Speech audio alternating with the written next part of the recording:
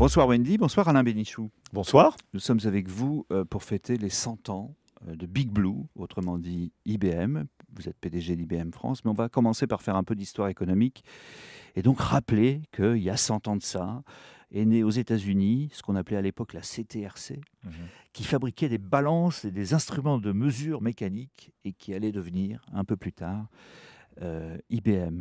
J'ai lu en préparant ce dossier qu'il y avait eu 8 patrons en 100 ans à la tête d'IBM. Est-ce que vous pensez que cette stabilité remarquable du management de l'entreprise est pour quelque chose dans son succès ?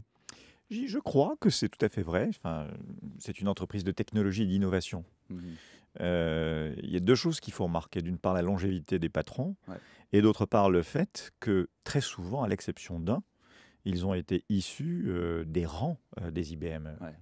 Ils ont progressé à l'intérieur de la compagnie. Ils ont souvent, comme beaucoup d'ailleurs, changé de job, accumulé, je dirais, les expériences dans de très nombreux domaines et dans de très nombreuses géographies. C'est-à-dire qu'ils connaissent le monde entier.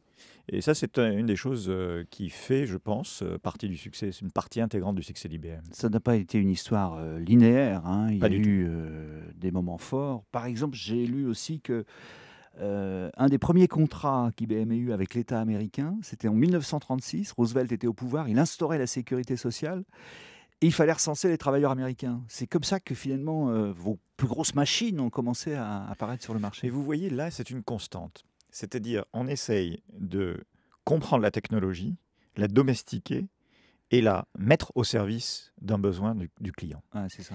Et ça a été une constante. D'ailleurs, vous voyez, aujourd'hui, c'est exactement la même chose. Quand on essaye de créer ces ordinateurs à qui vous parlez en langage naturel, c'est aussi pour répondre à un besoin qui est celui que nous avons tous aujourd'hui, de domestiquer la technologie et l'intégrer.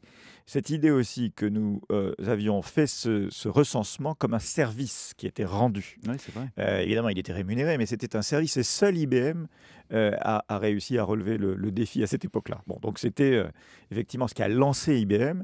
Et ça me fait plaisir de voir que c'était le New Deal, en fait, de Roosevelt qui a lancé réellement IBM. Alors, on vient de vivre le salon du Bourget et on peut dire aussi que IBM a joué un rôle essentiel, pas toujours connu, dans les débuts de la conquête spatiale et en particulier quand il s'est agi d'aller sur la Lune avec Apollo. Et c'est vrai, personne ne le sait. Et au cours des célébrations de ce centenaire, on a effectivement recensé un certain nombre d'innovations qu'IBM avait pu réaliser. Mais la conquête spatiale, avec la mission Apollo 11, c'était d'abord et avant tout, bien entendu, une aventure humaine. Mais ensuite, c'était une aventure technologique. C'était des ordinateurs qui positionnaient déjà les satellites et les fusées dans le bon axe, dans la bonne orbite. Tout était en fait réalisé comme encore une fois une grosse intégration de système au service de la NASA. Donc c'était effectivement le premier homme sur la Lune, une grande conquête d'IBM aussi. Alors il faut évoquer la crise du début des années 90. À ce moment-là apparaît le micro-ordinateur. D'autres acteurs s'imposent comme Apple, Microsoft, Intel qui sont toujours là. Et pour IBM, ça a été le début d'une grande remise en question, il faut le dire. C'est le moment où en gros, Lou Gerstner était à l'époque le patron. Vous avez laissé les marchés de masse de machines de consommation courante pour vous intéresser aux services. Et c'est ça qui fait encore aujourd'hui les 100 milliards de chiffre d'affaires annuel de l'entreprise. 60% de ces 100 milliards sont des services. IBM France est la première société de services en France de très loin. De très loin, on parle de nos concurrents, bien entendu, mais qui sont excellents, mais nous sommes de très loin la première société de services. Le but était quand même de démontrer et de répondre encore une fois à quelque chose que Lou avait, je dirais, intuité le premier. C'était quel était l'acteur qui pouvait domestiquer le matériel. L'informatique, c'est du matériel, du logiciel, et pouvait intégrer des solutions, je dirais, dans un temps donné, avec un devis, avec un prix tenu, avec la meilleure sécurité. À un moment donné, les clients se sont dit, finalement, intégrer toute cette complexité, c'est trop pour moi, c'est pas mon métier. On ne peut pas tout faire, quoi. C'est pas mon métier. Donc, qui peut le faire? Et l'intuition, puis ensuite les plans d'action qui en résultaient, c'était que IBM pouvait devenir cet acteur. Alors, au passage, vous avez quand même cédé votre branche micro-informatique au chinois Lenovo. Oui. Alors ça a marqué les esprits parce que finalement, c'était l'entrée en scène des Chinois à qui jusqu'à présent on faisait fabriquer nos micros mais qui n'avaient pas de marque en propre et qui aujourd'hui sont à l'offensive sur ce marché. Mais nous avions, enfin j'ai fait partie de l'équipe qui a réfléchi à cette question, figurez-vous. Et notre stratégie était claire. Enfin, quand on regardait le futur, on avait peut-être encore une fois une intuition. On se disait, les micros, c'est pas l'avenir. Ouais. Clairement, on le voit aujourd'hui. Vous avez des smartphones, vous avez des tablettes.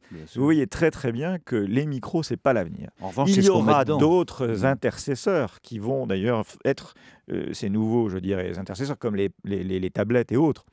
Mais ce qu'il y a derrière, c'était ce qui nous intéressait le plus et sur lequel nous avons investi, les ordinateurs à haute performance, les logiciels d'analyse prédictive de données pour pouvoir domestiquer les données. Ce qu'il y a derrière, les micros, puis ensuite les tablettes et ensuite les smartphones, c'est ça qui nous intéresse. Et avec ça, donc, je le disais, vous faites aujourd'hui 100 milliards de chiffre d'affaires à peu près, 15 milliards de profits annuels, dont une bonne part est réinvestie dans la recherche et l'innovation, qui reste évidemment, compte tenu de l'orientation stratégique qui est la vôtre, essentielle pour l'avenir de l'entreprise.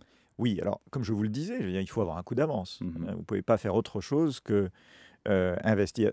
Une des choses qui est importante quand on parle d'IBM, c'est qu'aujourd'hui, ça correspond à 6 milliards de dollars de recherche et développement, c'est-à-dire 6%, et ça continuera d'ailleurs avec ce rythme.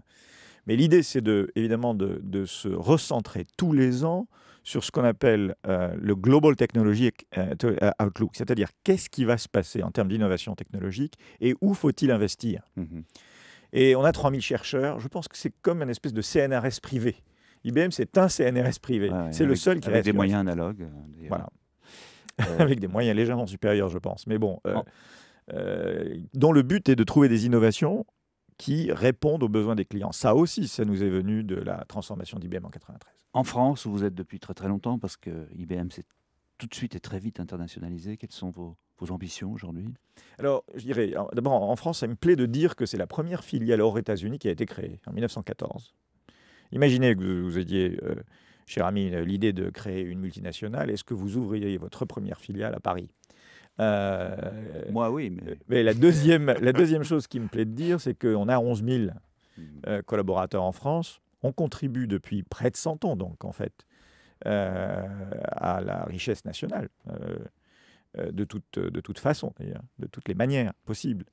Les 100 ans, c'est aussi, d'ailleurs, vous savez, un engagement sociétal pour les 11 000 IBMers qui vont donner une journée de leur temps pour une cause qui leur est chère, une cause caritative ou philanthropique. Qu'ils ont choisi. Qu'ils ont choisi. Et ça va faire 30 années, en fait, de service. En une journée, on fera 30 années de service.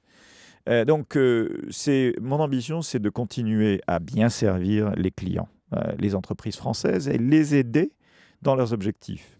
Et aussi, aujourd'hui, leurs objectifs sont très clairs. Il s'agit à la fois d'améliorer la compétitivité et d'aller chercher des marchés. Eh bien, IBM ne fait que ça. Se mettre au service des clients pour les aider à réussir. Eh bien, bon anniversaire à cette entreprise séculaire, donc IBM. Merci Alain Bénichou. Merci.